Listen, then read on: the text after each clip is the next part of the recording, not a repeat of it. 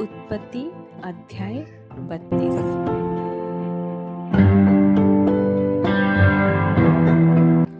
याकूब ने भी अपना मार्ग लिया और परमेश्वर के दूत उससे आ मिले। उनको देखते ही याकूब ने कहा, ये तो परमेश्वर का दल है। इसलिए उसने उस स्थान का नाम मोहनिम रखा।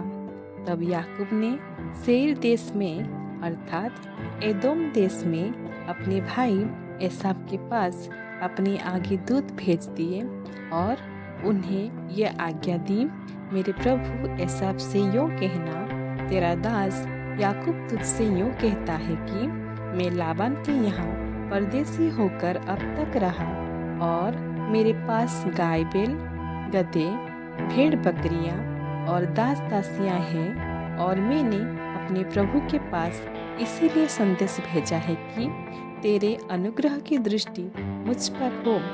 वे दूत याकूब के पास लौट के कहने लगे, हम तेरे भाई एसाव के पास गए थे और वह भी तुझसे भेंट करने को 400 पुरुष संग लिए हुए चला आता है। तब याकूब बहुत डर गया और संकट में पड़ा और ये सोचकर अपने साथियों के और भेड़ बकरियों के और गाय बैलों और ऊँटों के भी अलग अलग 2 दल कर लिए कि यदि एसाव आकर पहले दल को मारने लगे तो दूसरा दल भागकर बच जाएगा। फिर याकूब ने कहा, हे यहोवा, हे मेरे दादा अब्राहम के परमेश्वर, हे मेरे पिता इसहाक के परमेश्वर, तूने तो मुझसे कहा था कि अपने देश और जन्मभूमि में लौट जा और मैं तेरी भलाई करूँगा। तूने जो जो काम अपनी करुणा और सच्चाई से अपने दास के साथ किए हैं कि मैं जो अपनी छड़ी ही लेकर इस यरदन नदी के पार उतर आया, और अब मेरे 2 दल हो गए हैं।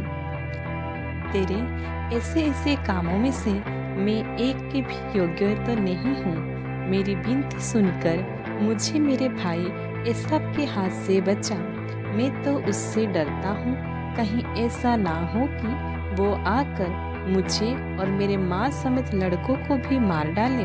तूने तो कहा है कि मैं निश्चय तेरी भलाई करूँगा और तेरे वंश को समुद्र की बालू के किनकों के समान बहुत करूँगा, जो बहुतायत के मारे गिने नहीं जा सकते। उसने उस दिन रात वहीं बिताई और जो कुछ उसके पास था उसमें से अपने भाई एसाव की भेंट के लिए छांट छांट कर निकाला, अर्थात 200 बकरियां और 20 बकरे और 200 भेड़े और 20 मेढ़े और बच्चों समेत दूध देने वाली 30 ऊँटनियाँ और 40 गाय और 10 बैल और 20 गधियाँ और उनके 10 बच्चे। इनको उसने झुंड झुंड करके अपने दासों को सौंपकर उनसे कहा, मेरे आगे बढ़ जाओ और झुंडों के बीच बीच में अंतर रखो। फिर उसने अगले झुंड के रखवाले को ये आज्ञा दी, जब मेरा भाई एसाव तुझे मिले और पूछने लगे तू किसका दास है और कहाँ जाता है, और ये जो तेरे आगे आगे हैं वे किसके हैं, तब कहना, ये तेरे दास याकूब के हैं। हे मेरे प्रभु एसाव ये भेंट के लिए तेरे पास भेजे गए हैं, और वो आप भी हमारे पीछे पीछे आ रहा है। और उसने दूसरे और तीसरे रखवालों को भी, वरन उन सबों को जो झुंडों के पीछे पीछे थे, ऐसी ही आज्ञा दी कि जब एसाव तुमको मिले तब इसी प्रकार उससे कहना, और यह भी कहना, तेरा दास याकूब हमारे पीछे पीछे आ रहा है, क्योंकि उसने ये सोचा है कि ये भेंट जो मेरे आगे आगे जाती है, इसके द्वारा मैं उसके क्रोध को शांत करके तब उसका दर्शन करूंगा। हो सकता है वो मुझसे प्रसन्न हो जाए। इसीलिए वो भेंट याकूब से पहले पार उतर गई और वो आप उस रात को छावनी में रहा। उसी रात वो उठा और अपनी 2 स्त्रियां और 2 दासियों और 11 लड़कों को संग लेकर घाट से यब्बोक नदी के पार उतर गया।